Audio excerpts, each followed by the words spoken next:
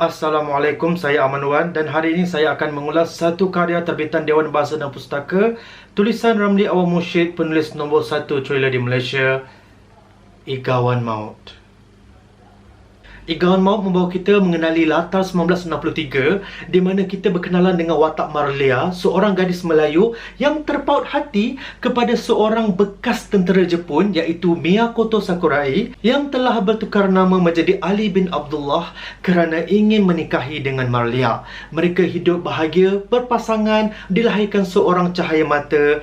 Namun, dendam penduduk kampung Pasir Lama yang pernah merasakan kekejaman jajahan tentera Jepun tidak merestui hubungan Marlia dan juga Ali bin Abdullah, dan mereka bertindak untuk menghalau Marlia dan juga keluarga dia keluar daripada kampung ini. Dan pada suatu malam, iblis telah menghasut mereka untuk melakukan satu perkara yang sangat tragis terhadap keluarga Marlia, dan ketika itulah tragedi bermula. Tragedi yang sangat tragis, yang sangat ngeri, yang membakar seluruh kehidupan Marlia dan juga Ali bin Abdullah. Kemudian kita dibawakan kepada latar 1988, 25 tahun selepas kejadian itu, di mana kita berkenalan dengan Mizah, seorang wanita yang merupakan penulis novel yang sering didatangikan mimpi-mimpi ngeri tentang sebuah kejadian kebakaran di mana dia mendengar tangisan, dia mendengar jeritan, dan ketika itu dia cuba mendapatkan jawapan kenapa mimpi ini mengganggu dirinya.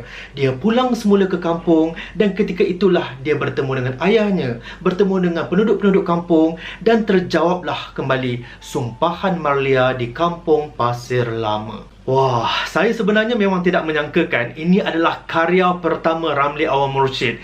Kita mengenali Ramli Awal Mursyid sebagai seorang penulis yang sangat hebat menulis trailer, sangat hebat dengan plot cerita dia, sangat hebat untuk menghasilkan putaran-putaran plot yang mengejutkan pembaca. Tidak hairanlah ini adalah karya yang merangkul tempat kedua dalam pertandingan menulis cerpen dewasa 1992. Di dalam novel ini, saya sangat menyukai apabila penulis menggunakan latar 1963, iaitu latar selepas Malaysia dijajah Jepun. Pembaca boleh empati dengan watak-watak, dengan dendam yang mereka rasakan terhadap tentera Jepun, sekaligus menjadikan plot yang penting terhadap novel ini, iaitu dendam dan juga keadilan. Saya juga sangat terhibur dengan kepelbagaian perangai dan juga sifat watak-watak di dalam novel Igawan Maut ini. Kita berkenalan dengan Marlia, kita berkenalan dengan Mizah, dengan Pak Kudu, dengan Lipin, dengan Pak Jalil yang panas baran. Setiap mereka mempunyai karakteristik yang tersendiri dan juga peranan di dalam novel ini. Penulis memberikan kita konflik moral terhadap watak-watak di dalam novel ini. Sama ada kita ingin berpihak kepada siapa. Setiap watak yang baik ada sejarah gelap mereka. Setiap watak yang kejam pernah disakiti. Garapan cerita ditulis dengan sangat pantas, dengan sangat laju. Sebagai seorang pembaca, sangat mudah untuk saya membayangkan situasi dan juga tragedi yang berlaku di dalam novel ini, terutama sekali apabila bab pertama hanya 10 muka surat kita diperkenalkan dengan sejarah Marlia dan juga suaminya. Kita diperkenalkan dengan tragedi kampung Pasir Lama. Sudah sangat padat, sangat kemas dan menjadi sebab yang kukuh kepada konflik utama novel Igawan Maut. Ramli Awal Mursyid sememangnya sangat pandai bermain dengan plot apabila dia membawa kita untuk percaya kepada satu perkara, namun dia putarkan kepercayaan itu dan kita terkejut dengan plot yang dipersembahkan. Sangat-sangat bagus. Saya sangat terkejut dengan apa yang diberikan. Karya yang dihasilkan lebih daripada 20 tahun yang lalu masih lagi relevan untuk tahun 2020 ini. Namun, masih lagi ada beberapa bahagian dalam cerita ini yang belum terungkai, yang belum terjawab sepenuhnya. Antaranya adalah pembaca masih lagi tertanya-tanya latar keluarga Mizah yang sebenar.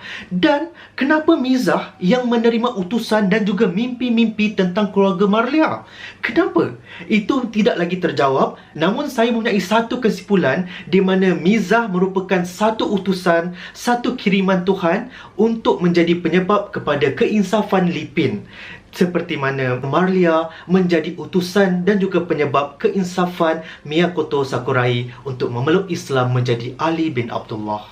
Sememangnya karya ini memberikan harapan kepada pembaca terhadap konsep peluang kedua. Peluang kedua untuk menjadi insan yang lebih baik, peluang kedua untuk menebus kesalahan, peluang kedua untuk kembali kepada Tuhan, dan juga peluang kedua untuk menilai di manakah terletaknya iman kita, di mana keadilan dan juga kemanusiaan yang terletak sepatutnya bersatu namun terpisah, dan kita terpaksa memilih sama ada untuk berusaha menegakkan sebuah keadilan ataupun meredakan demi sebuah kemanusiaan.